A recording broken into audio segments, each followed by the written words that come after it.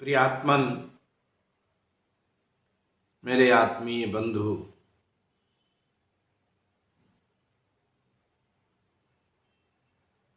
2020 पूरे विश्व के लिए, पूरे जगत के लिए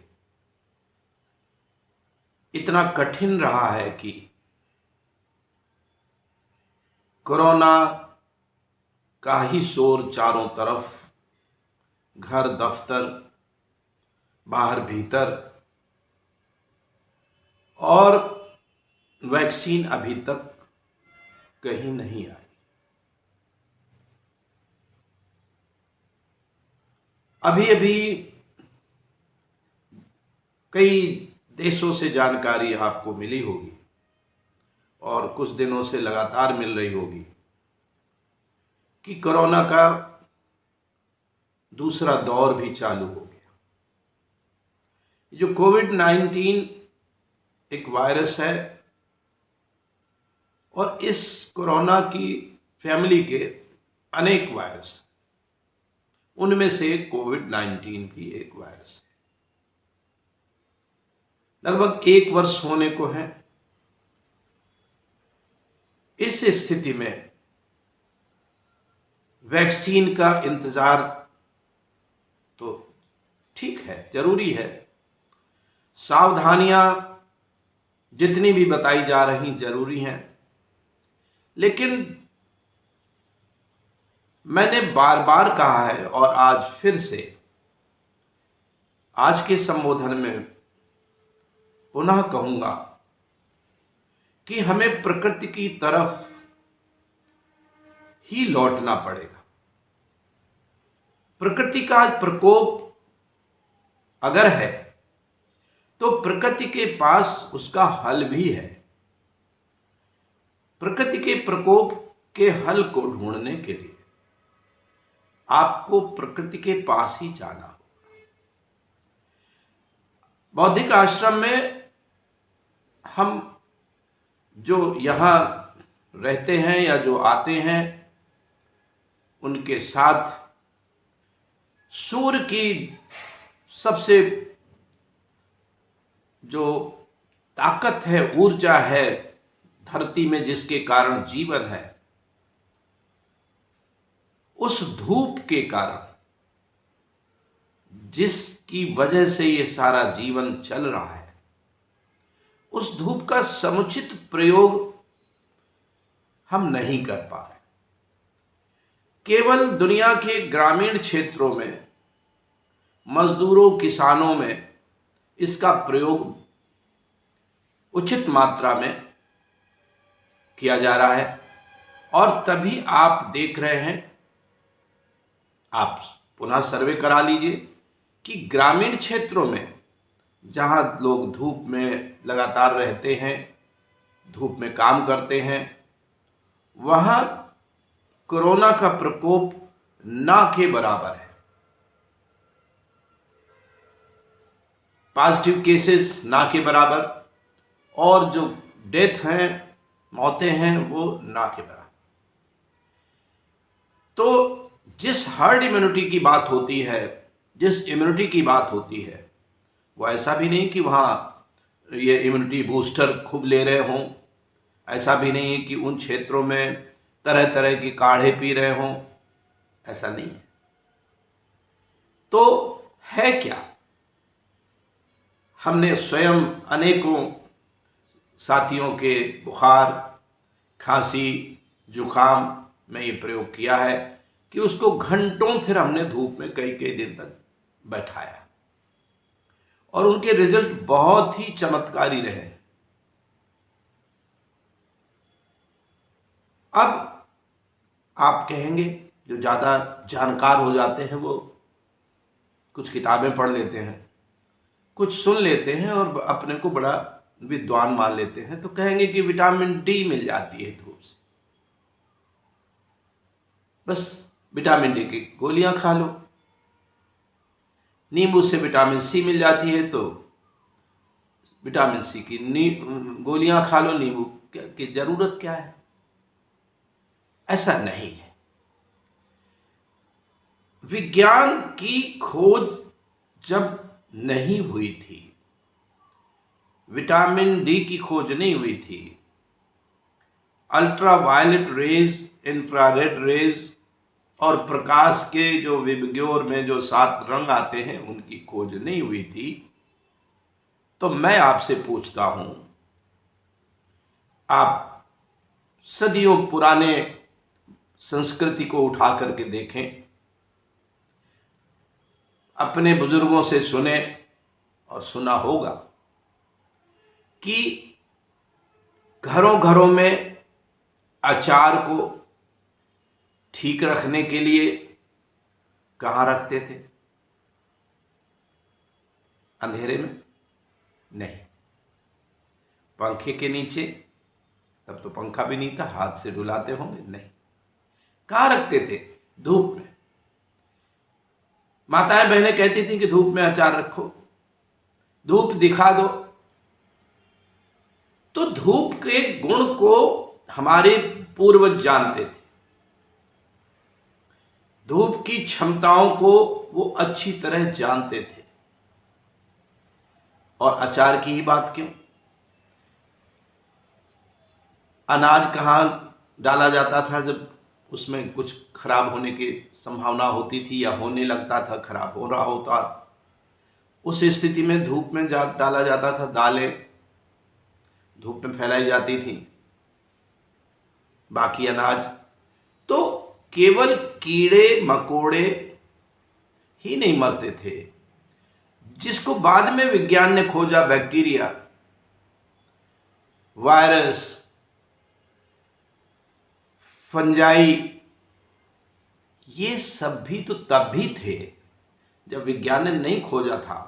तो क्या वायरस नहीं था, बैक्टीरिया नहीं था, फंगस नहीं था? ये सब थे।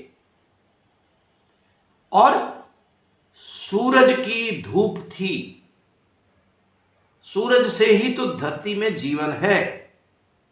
तो ये सब सिस्टम था, सारी प्रकृति वैसे ही थी, मगर उस समय उसका उपयोग सर्वाधिक हमारे पूर्वज करते थे। धूप में बहुत ज्यादा रहते थे, धूप में कपड़े अगर घर में कुछ जाड़ों में रखे हैं तो जाड़ों में बाहर रखना है, उनको धूप दिखाना है तो कपड़ों को भी बाहर रखा जाता था। कुल मिलाकर के जो धूप में गुण थे, इनका अनुभव पूर्वजों को हो चुका था और उसका लाभ भी उनको मिल रहा था, तभी वो लगातार धूप में रखने की बात करते थे और धूप में ये सारे सामान रखे भी जाते थे। तो वो सारी आज शोध में पता चलता है कि अल्ट्रावायलेट रेज होती हैं और अल्ट्रावायलेट रेज धूप में होती हैं और वो एंटी बैक्टीरियल भी होती हैं, एंटी वायरल भी होती हैं। वो वायरस को भी मारती हैं, बैक्टीरिया को भी मारती हैं, फंगस को भी मारती हैं।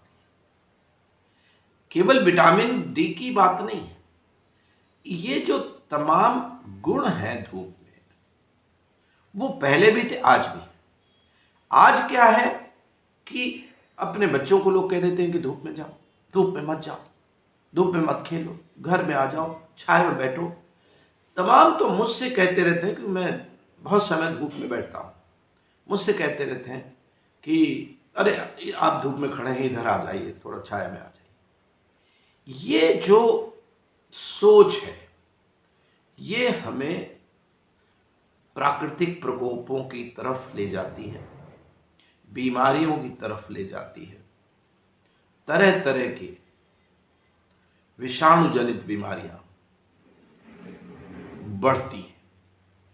आप कल्पना करें, हफ्तों धूप न निकले तो कितने विषाणु प्रकृति में बढ़ जाते हैं, नए नए विषाणु पैदा हो जाते हैं। क्या आप कभी सोच सकते हैं कि महीनों अगर धूप न निकले तो क्या स्थिति होगी?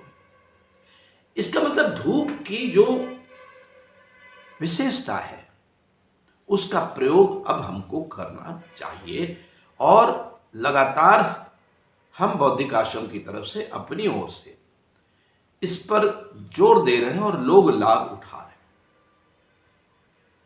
हम जिसको भी कोरोना का क्वारंटाइन कराते हैं, लोग डॉक्टर कहते हैं कि घर में आपका पॉजिटिव है रहो, उसको कहते हैं कि हम कई घंटे आप धूप में, आपको अगर पॉजिटिव होता है और होम क्वारंटाइन है तो जो डॉक्टर बता रहे हैं, जो और सावधानियां आपको जानकारी में है, उनके साथ धूप में रह करके आप देखिए, आप चमत्कार देखेंगे कि 2 ही 3 दिन में आपके अंदर शक्तिशाली परिवर्तन आ गए, आपका शक्ति सामर्थ्य बढ़ गया, आपके जितने भी स्वास्थ्य के मानक हैं उनमें सुधार होगा। तो ये तो ऐसा प्रयोग है कि इसमें कोई क्षति नहीं है। अगर आपको भय लगता है तो इसमें कोई क्षति नहीं है और लाभ ही लाभ है। आप बैठिए, आप 1 घंटा बैठ सकते हैं, 2 घंटा, और अगर कहीं आपको कोई इन्फेक्शन हो रहा है, जुकाम खांसी बुखार हो रहा है, तो धूप में ज़्यादा देर बैठिए, पूरे परिवार को बैठाइए, सबके साथ बैठिए।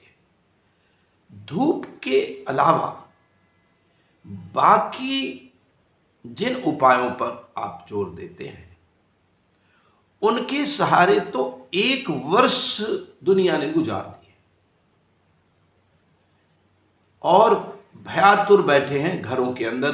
दूसरा दौर कोरोना का चल गया, फिर भय, फिर लॉकडाउन, फिर घरों में बंद, फिर जो सार्वजनिक वाहन बंद, उत्सवों में जाना बंद।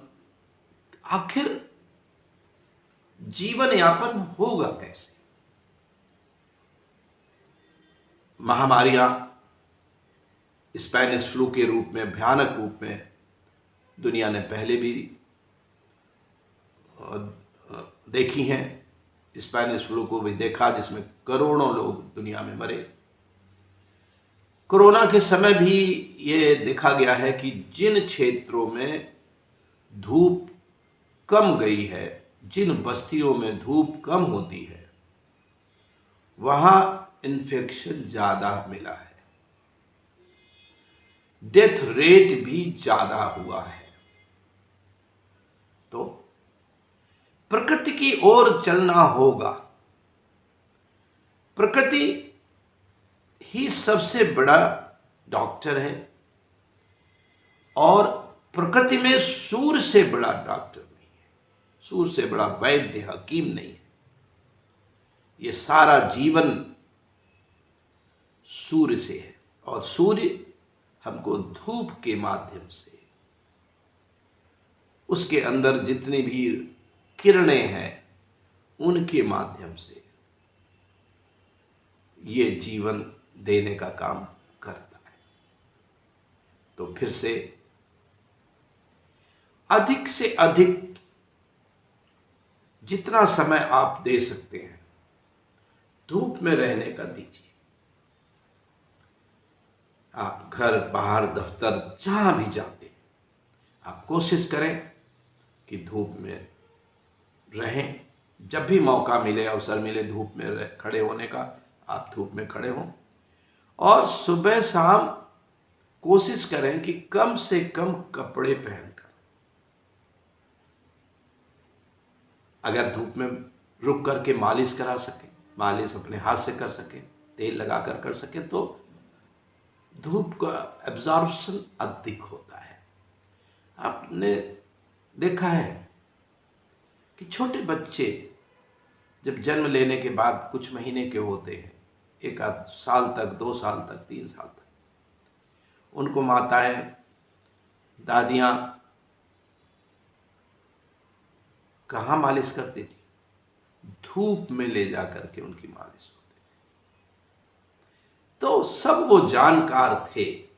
हम ज्यादा सभ्य हो गए हैं, ज्यादा होशियार हो गए हैं, ज्यादा चालाक हो गए। हम आधुनिक सिस्टम के भरोसे ज्यादा हो गए हैं, मेडिकल सिस्टम के भरोसे ज्यादा हो गए। हम अस्पतालों पर ज्यादा डिपेंड हो गए, हम डॉक्टरों, वैद्यों पर ज्यादा आश्रित हो गए। हम भूल गए प्रकृति की देन। फिर से आपको प्रकृति के वरदान को देखना होगा और उसको उसी रूप में लेना होगा जिस रूप में प्रकृति आपको देती है। प्रकृति आपको शुद्ध हवा देने की कोशिश करती है, आप अशुद्ध कर देते हैं हवा, वो अलग बात है। तो इस दौरान धूप के साथ साथ आप पेड़ों के पास जाएं, वृक्षों पौधों के बीच में जा कुछ समय गुजारें, वहां आपको ऑक्सीजन की मात्रा अधिक मिलेगी। इसमें फेफड़ों पर प्रभाव होता है कोविड-19 में। तो अगर आपको ऑक्सीजन, जिसमें इन्फेक्शन होने पर ऑक्सीजन कम होती है, तो अगर पहले से ऑक्सीजन आपके अंदर अच्छी मात्रा में है तो साधारण रूप से कम नहीं होगी, आपके फेफड़े इन्फेक्शन को बर्दाश्त कर लेंगे। और मैंने धूप के साथ साथ कहा कि धूप में ही खड़े होकर के 10-15 मिनट जॉगिंग करें ताकि फेफड़ों में जोर जोर से सांस ले सके, फेफड़े फूलें, पिचकें और उनके अंदर तेजी से वायु का प्रवाह हो, उनका मसल्स का व्यायाम हो। इस एक्सरसाइज से और धूप के लगातार प्रयोग से, धूप में रहिए, आपको लगता है बच्चे काले हो जाएंगे, आप काले हो जाएंगे, बिल्कुल गलत सोच है। आपका जीवन है, आपका जीवन आपके हाथ में है। आप काले गोरे की बात करते हैं और उस महत्व को नहीं समझ पा रहे हैं जो धूप के बीच में जाने से, धूप में बैठने से जो वैज्ञानिक लाभ मिलता था और सदियों से, उसको आप सीरियसली समझ नहीं रहे। आप उन्हीं सावधानियों पर और काढ़ा इतना पी गए कि पता चला आंतें खराब हो गई। जब इन्फेक्शन कोई भी हो, जैसे जुकाम हो जाए, कुछ भी हो, बुखार हो, तब लिक्विड डाइट, सभी कहते हैं लिक्विड डाइट में आना चाहिए। और उस समय लिक्विड डाइट के साथ साथ कोई भी अगर ये इम्यूनिटी बूस्टर, जुसांदा, काढ़ा ये ले तो 10-5 दिन के लिए होते हैं। ये नहीं कि कई कई महीने से काढ़े पी रहे हैं, कई कई महीने से इम्यूनिटी बूस्टर ले रहे हैं। इससे तो बहुत लोगों की आंतें खराब हो गई। गिलोय पी करके 6 महीने में उन्होंने अपने नुकसान किया, डाइजेशन सिस्टम को बर्बाद किया। तो याद रहे, जो प्रकृति का वरदान है उसको भूल करके आप स्वयं वैद्य न बने, स्वयं अपने हकीम ना बने। जो हकीम है, जो वैद्य है, उसी को रहने दें। आप सीखें। आपको मैं नहीं कहता हूं कि आप ज्ञान ना सीखें, बिल्कुल सीखें, लेकिन उसका प्रयोग सावधानी से करना जरूरी है। धूप में तो ऐसा कुछ नहीं है, आप धूप में ज्यादा बैठ लेते हैं, आपका पसीना बहेगा और आपका शरीर शुद्ध होगा। जो किडनी को काम करना पड़ता है, वो किडनी का काम कम होगा, आपके त्वचा से पसीना निकल जाएगा, तो आपके और तमाम जो शरीर में विजातीय द्रव्य हैं वो पसीने के माध्यम से निकल जाएंगे। तो धूप के फायदे अनेक हैं, उसके लाभ अनेक हैं। केवल ये नहीं कि कोरोना से लड़ाई में वो आपके साथ है, आपके और अनेक तरह के, अभी पता चला दुनिया में कोई नया और वायरस आ जाएगा। और एक और सावधानी की बात है, तमाम वैक्सीन पहले से आ चुके हैं इन्फ्लुएंजा के और दूसरे वायरसों के लिए। तो वैक्सीन होने से 100% इलाज नहीं होता है।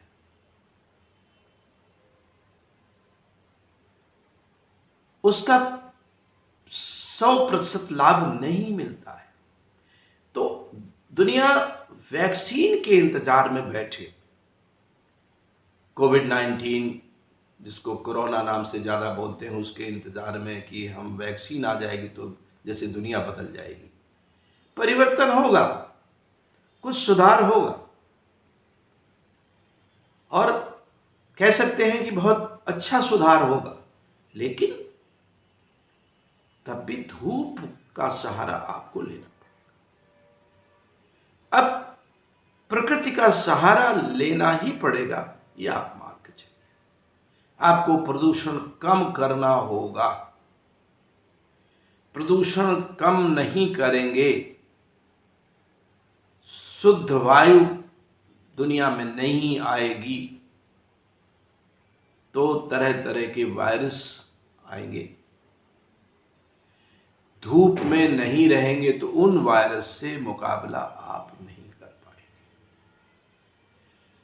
तो आज बार बार मेरे कहने का आशय यही है, ताकि आपके अंदर मैं वो बीज पैदा कर सकूं, आपके अंदर वो सोच पैदा कर सकूं कि धूप धूप और धूप, बाकी सब अपनी जगह, मगर धूप 1 घंटा 2 घंटा, और अगर आपको कोई जुकाम खांसी बुखार की तकलीफ है तो कई घंटे आपको धूप में रहना है। और फिर जैसा कि लोगों ने अनुभव अपने बताए और मैंने स्वयं अनुभव बार बार किए, और मेरे जो आश्रम में रहते हैं वो लोग उन्होंने किए, धूप के अद्भुत लाभ, जो सदियों से अचार रख करके लाभ लिया जाता था, उसके जितने बैक्टीरिया वायरस दालें और जितने भी सामान सुखाया जाता था धूप में डाल करके, उससे सीखो, उससे फिर से सीखने की आवश्यकता है।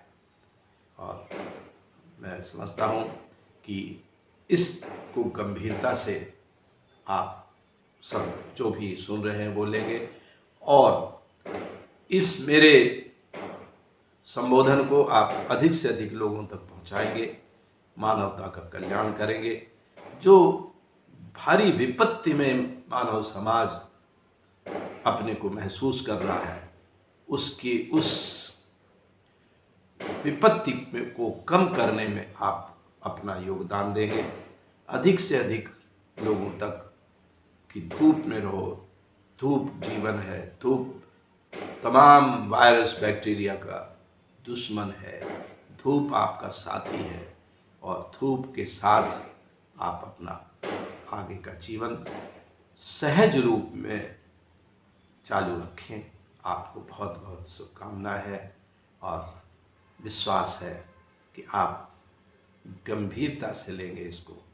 धूप धूप धूप, बार बार कह रहा हूँ, आपका जीवन दाता सूरज है। सूरज की तरफ पुनः आप आशा की किरण उसके पास है, उसको आप आशा के साथ देखें, विश्वास के साथ देखें, और गंभीर होकर के धूप के साथ जीवन आगे